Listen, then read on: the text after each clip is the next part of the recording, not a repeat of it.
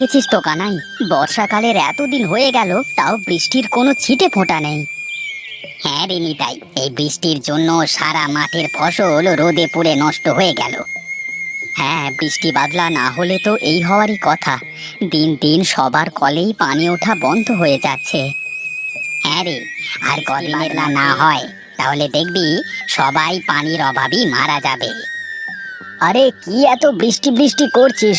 বৃষ্টি যখন হবে তখন নিয়ে আর কুল পাবি না কিন্তু, বলে দিলাম। হ্যাঁ, হোক হোক, কত বৃষ্টি আকাশে আছে দেখি। বৃষ্টি যত ইচ্ছে তত হোক, তাতে আমাদের কি? বৃষ্টি যতই হয় ততই ভালো, নাকি বলিস কানাই? হ্যাঁ রে, নিতাই তো ঠিকই বলে।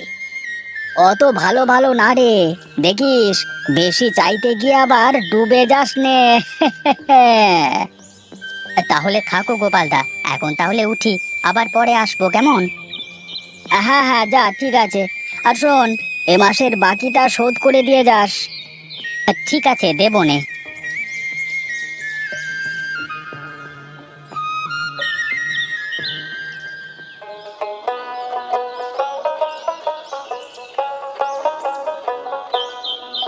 কোথায় গেলে গো গিন্নি? বাড়িতে কি আছো? হ্যাঁ, আছি আছি। কি হয়েছে তাই তো বলবা। কই কিছু না তো। তাহলে আবার এত ডাকাডাকি কি তোমাকে আছে? ডাকছিলাম খাবারটা দেওয়ার জন্য। তা কি খাবার দাবার রেঁধেছো? কোত্থেকে আর খাবার রাঁধবো? বাড়িতে এক ফোঁটাও জল নেই। সেই রতনদার বাড়ি থেকে কি জল টেনে এনে রান্না করা যায়? তাও কোনো মতে রান্নাটা করেছি। যাও, তুমি গিয়ে এবার খাবার জলটা নিয়ে আসো।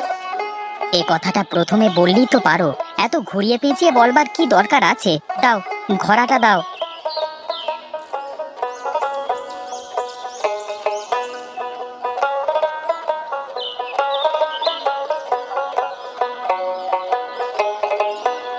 কিরে নিতাই, এখন আবার তুই পানি নিতে এসেছিস? একটু আগে তোর বউ এলো যে। কেন রতনদা, আমি এলে কি কোনো সমস্যা? না রে, কোনো সমস্যা নেই। আয় আয়। আমি ভাবছি পানি যদি অল্প কিছু টাকায় বিক্রি করা হয় তাহলে মন্দ হয় না, কি বলিস? হ্যাঁ হ্যাঁ, তা তুমি ঠিকই বলেছ। এই কলের ফ্রি পানি যদি তুমি মানুষের কাছে টাকায় বিক্রি করো তাহলে কি করে হয় বলো? তুই যাই বলিস নিতাই, আমি কাল থেকে কাউকে টাকা ছাড়া পানি দেব না। আমার কলের পানি ফ্রি কাউকে দেওয়ার মতো নেই। কাল থেকে আসলে টাকা নিয়ে আসবে। তুমি যখন তোমার কলের পানি ফ্রি দেবে না, তাহলে তো আর আমাদের টাকা দিয়ে ছাড়া উপায় নেই।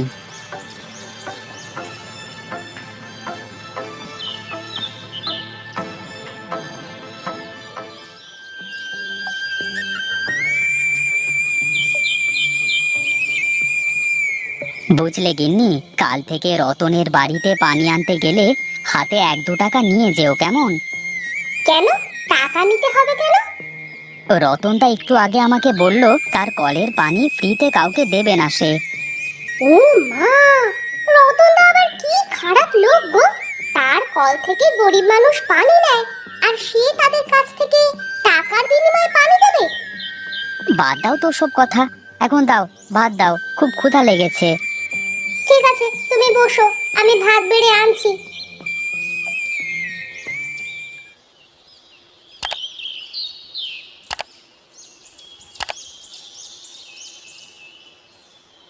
এই যে বুড়িমা, এখানে কি চাই তোমার? বাবা, তোমার বাড়িতে বলে পানি আছে। এই গরমে তাপে পিপাসার জ্বালায় আর বাঁচি না। যদি একটু পানি দিতে তাহলে খেয়ে বাঁচতাম। তা দাও, তুমি টাকা বের করো। যদি 2 টাকা দিতে পারো তাহলে পানি দেব, না হলে না, ঠিক আছে? কি বলিস রে বাবা, তোর এই কলের পানি খেতে হলেও আমাকে এখন টাকা দেওয়া লাগবে? হ্যাঁ, তা নয় তো কি। চাল ডাল যখন কিনে খাও তখন কষ্ট বাঁধে না? আর আমার কাছ থেকে পানি কিনে খেতে যত জ্বালা সবাই। মর, তুই মর।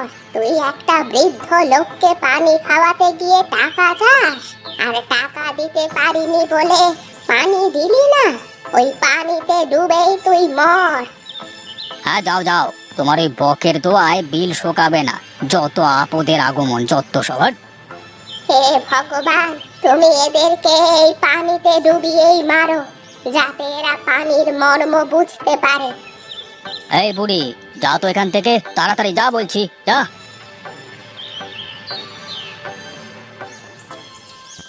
বুঝলে রতনদা, যে পরিমাণে গরম পড়েছে, এর মধ্যে পানি ছাড়া বাঁচাই দুর্লভ। আর এর মধ্যে তুমি তোমার কলের পানি বিক্রি করে খাচ্ছ হে। হ্যাঁ খাচ্ছি, তো তাতে তোদের কি সমস্যা? এখন তো বুঝতে পারছো না, সময় হোক ঠিকই বুঝতে পারবে। তা গোপালদা, আজকে কিন্তু কেমন ভ্যাপসা গরম পড়েছে দেখছো তো। হ্যাঁ রে, আমিও বুঝতে পারছি, হয়তো বৃষ্টিও হতে পারে আজ। আমারও তাই মনে হচ্ছে গো, নইলে আবার এত ভ্যাপসা গরম করবে কেন? তাহলে থাক তোরা, আমার আবার গরুর খড়গুলো নিচে রয়েছে, ওগুলো ঢেকে রেখে আসি। হ্যাঁ রে, আমিও যাব, চল, অনেক কাজ আছে বাড়িতে। এই যে গোপালদা, ধরো তোমার বাকি 40 টাকা। এখন তাহলে আসি গো। আচ্ছা ঠিক আছে, যা তাহলে।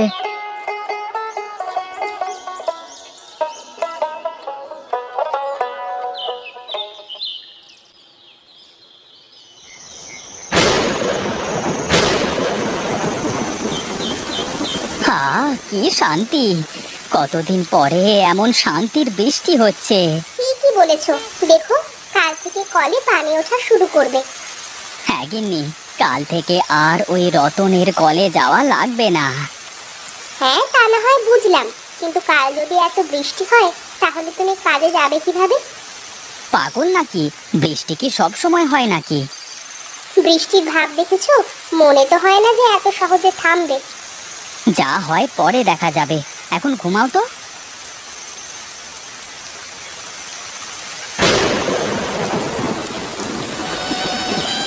এই গিন্নি, ওঠো ওঠো, এই দেখো বৃষ্টিতে কি হয়েছে, পানিতে বারান্দা পর্যন্ত ডুবে গেছে। হ্যাঁ কি বলো? ওমা, তাই তো, এবার আমাদের কি হবে? এই গ্রামে সবচেয়ে নিচু বাড়ি আমাদের। গ্রামে যদি বন্যা হয় তাহলে তো সবার প্রথমে আমাদের বাড়ি ডুববে। রাম রাম রাম রাম, তার মানে ওই বুড়ির বদদোয়া লেগে গেছে আমাদের। বুড়ির বদদোয়া মানে? কাল এক বুড়ি এসেছিল পানি খেতে, টাকা না থাকায় আমি তাকে পানি খেতে দিইনি। তার জন্য যাবার পথে আমার জন্য বদদোয়া করে যায়। আমার তো এখন মনে হচ্ছে ওই বুড়ির জন্যই আমাদের এই দশা হচ্ছে। তুমিও পারো বটে, একটুখানি পানি দিলে কি এমন হতো? আমার দাও পানি, দেখো আস্তে আস্তে বারান্দা উঠছে, খাটের তলায় আসছে। এখন কি করা যায় বলো তো? আমি আর কি বলবো, তাড়াতাড়ি উঁচু রাস্তায় চলো, না হলে পরে এখানে। হ্যাঁ হ্যাঁ, চলো চলো, তাড়াতাড়ি চলো।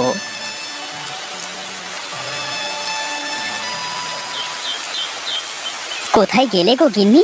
এই দেখো পানি বেড়ে সমান হয়ে গেছে। আমাদের বাড়ি একটু উঁচু জায়গায় বলে অতটা পানি ওঠেনি। ওই দেখো, ওদিকে রতনের বাড়ি হয়তো ডুবে গেছে। হ্যাঁ তাই তো দেখছি, ঠিকই হয়েছে। ওরা মানুষের কাছ থেকে পানি বিক্রি করে খাচ্ছিল, এখন আরো পানি বিক্রি করতে পারবে। থাক গিন্নি, এমন কথা বলে না।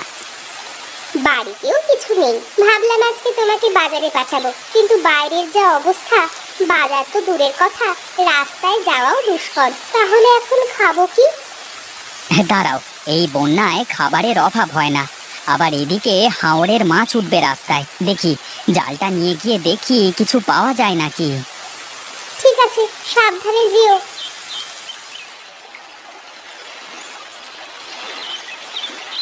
কি রে কানাই, রাস্তায় মাছ ধরতে এলি, একটা ডাকও তো দিলি না।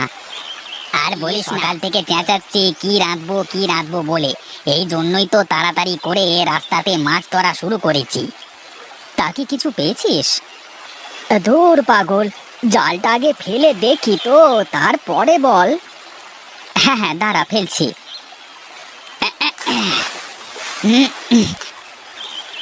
আরে বাহ, এই জাল ভরে মাছ উঠছে যে, এভাবে কক্ষেপ দিলে পারে তো হাঁড়ি ভরে যাবে।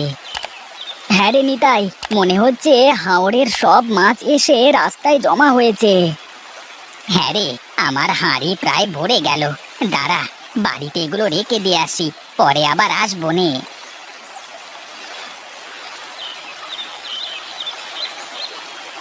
তা যাক, তোদের রতনের কি অবস্থা বল? ওর বাড়ি তো সবচেয়ে নিচু জায়গায়। ওর কথা আর বলিস না রে, ওর বাড়ি ঘর সব ডুবে গেছে। এখন ওই জায়গায় রাস্তার কোণে দুজন বসে আছে। হ্যাঁ রে, একদম ঠিক হয়েছে ওদের। এমনটি বলে থাকতে পারছি না, গরিব মানুষের কাছ থেকে পানি নিয়ে টাকা নেয়। তাহলে বল, ওদের ছাড়া আর কাদের এমন হবে? আমাদের তো যাই হোক উঠান পর্যন্ত পানি উঠেছে, তাও তো আমরা রান্না বান্না করে খেতে পারছি। হ্যাঁ রে, তা তুই ঠিকই বলেছিস, ওদের অমন কাজ করাটা ঠিক হয়নি। আচ্ছা থাক তাহলে, আমার মাছ মারা শেষ। আবার পরে আসবো নে মাছ ধরতে, কেমন? ঠিক আছে, যা তাহলে, আমিও যাই, কেমন?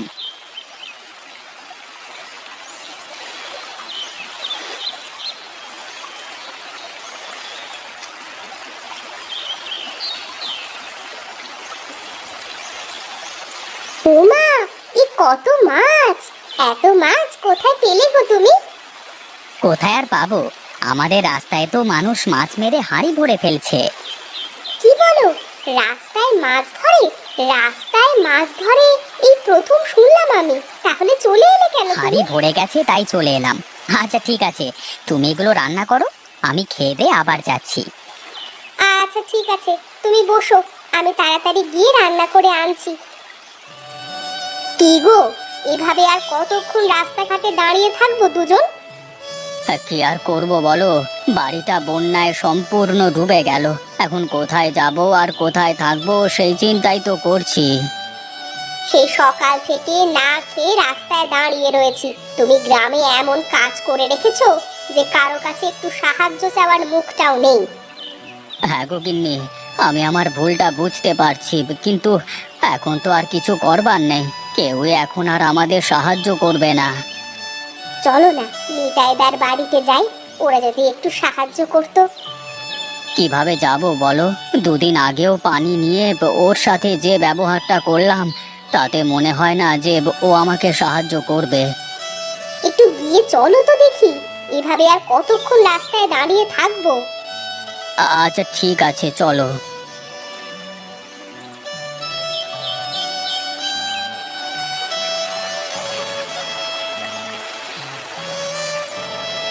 কিরে নিতাই, বসে বসে কি করিস? এই যে রতনদা, কিছু না গো, এমনিতেই বসে রয়েছি, গিন্নির সাথে বসে গল্প করছি। তা তোমরা এখানে?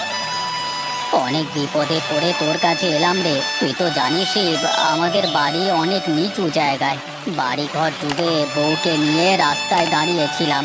এভাবে কতক্ষণ আর রাস্তায় দাঁড়িয়ে থাকা যায় বল? তাও আবার সকাল থেকে কিচ্ছুটি খাইনি। কি বলো রতনদা, এতক্ষণ রাস্তায় দাঁড়িয়েছিলে? আমরা তোমার প্রতিবেশী না? এসো বৌদি, দুজনে উঠে এসে এখানে বসো। হ্যাঁ রতনদা, পানিতে আর দাঁড়িয়ে থেকো না, উঠে এসে বসো। দেবী, যাও গিয়ে আরেকটি বটি নিয়ে আসো, দুজনে মিলে মাছগুলো ফুটে ফেলি। আচ্ছা ঠিক আছে বৌদি, আনছি।